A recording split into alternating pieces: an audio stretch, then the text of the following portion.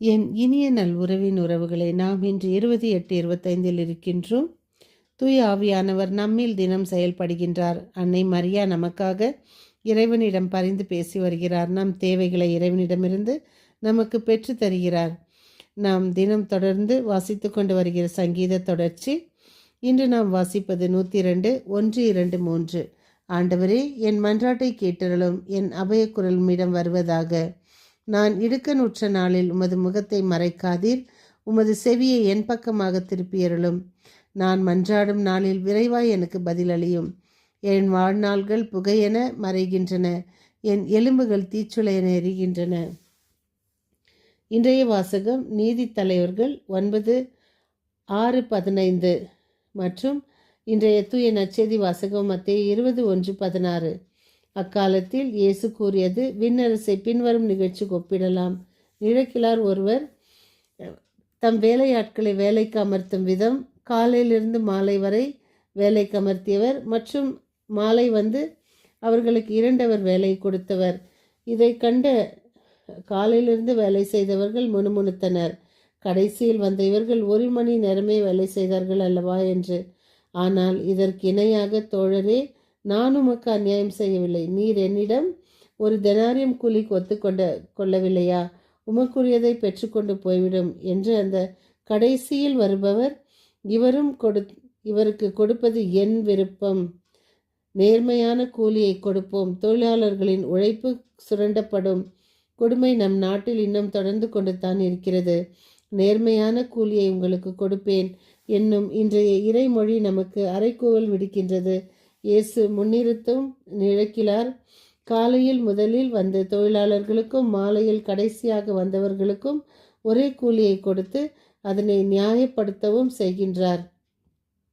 இயேசுவின் பார்வையில் நேர்மையான கூலி என்பது உழைப்புக்கேற்ற கூலி அல்ல, மாறாக தேவைக்கேற்ற கூலி. இயேசுவின் இந்த மதிப்பீட்டை உள்வாங்கியதால் தான் தொடக்க திரு அவையினர் எல்லா உடைமைகளையும் பொதுவில் வைத்து அவரவர் தேவைக்கேற்ப பகிர்ந்தளித்தனர். திருத்துதர் பணி 2:45. இதுவே நேர்மை, இதுவே உண்மையான சமத்துவம். ஆண்டவர் இதை நமக்கு விண்ணரசுக்கு எடுத்து இந்த ஒரு எக்ஸாம்பிள் நமக்கு கொடுத்திருப்பது, நமது ஆன்மா இறைவனை எல்லா நேரமும் போற்றி புகழ்வதை விட, அதற்கென்று தேர்ந்தெடுக்கப்பட்டவர்கள் விளைவிட ஒரு நாளைக்கு 1 மணி நேரமும் 2 மணி நேரமும் அல்லது 10ல் 1 பங்கை போல 24 மணி நேரத்தில் 2.25 மணி நேரமும் நாம் இறைவனுக்கு கொடுப்பது நம் கடமை. அதேபோல் நாம் கடமையாக நினைப்பதை விட இறைவனுக்கு நாம் அன்பான ஒரு அன்பளிப்பாகவும் நம்மை நாம் அர்ப்பணமாக இறைவனுக்கு நம்மை கொடுப்பது மிக மிக முக்கியம், நல்லதும் கூட. அதேபோல் இன்றைய விண்ணரசை பற்றி நிகழ்ச்சிக்கு ஒப்பிடும்போது நாம் இவ்வுலக வாழ்வில் எதை பார்க்கிறோம்? இன்று குருக்கள், கன்னியர்கள், மாங்க்ஸ் மற்றும் எத்தனையோ துறவர்கள், நற்செய்தியாளர்கள் இதையெல்லாம் முழுமையாக தங்களை இறைவனுக்கு அர்ப்பணித்து, சிறு வயதிலே கன்னியர்கள் குருக்களும் வரும்போது அவர்களை பார்க்கும்போது அப்படியே நமக்கு உடம்பெல்லாம் ஒரு மாதிரி ஆகணும். ஏன்னா இவ்வளவு பெரிய உலகம் எங்கோ அழிவுக்கு போய் கொண்டிருக்கிறது. இந்த மாதிரி ஒரு காலகட்டத்தில் தங்களை இறைவனுக்கு அர்ப்பணிக்கும் போது அந்த ஆத்மாக்களைத்தானே கடவுள் முதலில் ஆசிர்வதிப்பார். அதனால் அதுபோல்தான் நம்மையும் நமக்கென்று கொடுக்கப்பட்ட இந்த திருமண வாழ்வில் நாம் முழுமையாக திருமண வாழ்வுக்கு நாம் ஒப்படைக்கப்பட்டு அதன் பொறுப்புகளை நம் தலைமையில் சுமத்தும் போது நாம் அதற்கேற்றபடி அதில் செயல்பட்டு நம் வாழ்வை அதன்படி அந்த வாழ்க்கை வாழ்வதை கூட இறைவனுக்கு ஏற்றபடி வாழ்வாக இருக்க வேண்டும். அதில் நாம் 1 மணி நேரமோ 2 மணி நேரமோ கடவுளுக்கு கொடுக்கும் பொழுது நாம் ஆசீர்வதிக்கப்பட்டவர்கள், நாம் தேர்ந்தெடுக்கப்பட்டவர்கள். அதைத்தான் அந்த மாலையில் வந்த அந்த அவனுக்கும் என்னுடைய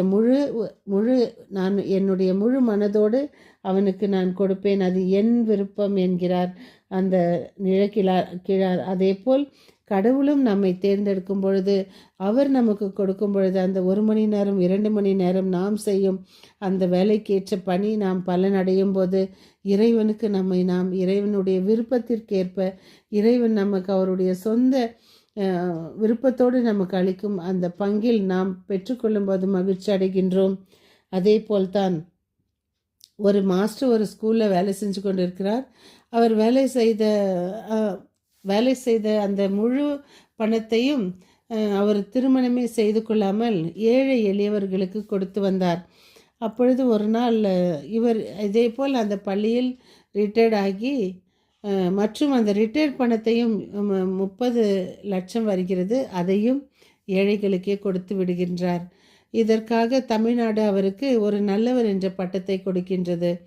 அப்பொழுது அமெரிக்காவில் இதை பற்றி தெரிந்ததும் ஒரு சயின்டிஸ்ட் மற்றும் இவரையும் அழைத்து இவரை நாங்கள் ரெஸ்பெக்ட் பண்ண வேண்டும் என்று அமெரிக்காவுக்கு அழைக்கிறார்கள். அழைத்து அவருக்கு ஒரு நல்ல மாமனிதர் என்ற பட்டத்தை கொடுத்து 30 கோடி பணத்தை அவருக்கு அவார்டாக கொடுக்கிறார்கள். கொடுத்த பிறகு அவர் இந்தியா திரும்பியவுடன் அதை இந்தியன் மணி பார்க்கும்போது 30 கோடி, அதையும் அவர் ₹1 கூட வைத்துக்கொள்ளாமல் ஏழைகளுக்கு கொடுத்து விடுகிறார். அதான் இந்த மாதிரி ஒரு நல்ல மனசு உலகத்தில் எங்கேயோ ஒருவர் இருவருக்குத்தான் நாம் விரல் விட்டு எண்ணக்கூடிய அளவுக்கு. அன்னை தெரேசா அவர் பார்ப்பதற்கு அவ்வளவு ஒரு ஆடம்பரமான சூட்டோ அதுவோ இதுவோ போட்டு ஒரு பெரிய பணக்காரர் அல்ல. ஆனால் தனக்கு கிடைப்பதை மற்றவர்களுக்கு கொடுத்து மற்றவர்களின் முகத்தில் வரும் அந்த சிரிப்பில் அவர் மகிழ்ந்தாரே, அதுதான் கொடுத்தல். இதுபோல் இந்த உழைப்புக்கும் என்னவென்றால், இந்த உழைப்பு முழுமையாக இறைவனுக்கு கொடுக்கப்பட்டது. அவர் கொடுத்தது ஏழை எளியவர்களுக்கு கடவுளுக்கே செய்தது போல். அதே போல்தான் இந்த விண்ணரசை பற்றி இறைவன் நமக்கு சொல்லியிருப்பது. இறைவன் நம்மை தேர்ந்தெடுத்தார் என்பதற்கு ஒரு எடுத்துக்காட்டு. மீண்டும் சந்திக்கும் வரை உங்கள் அன்பு தோழி.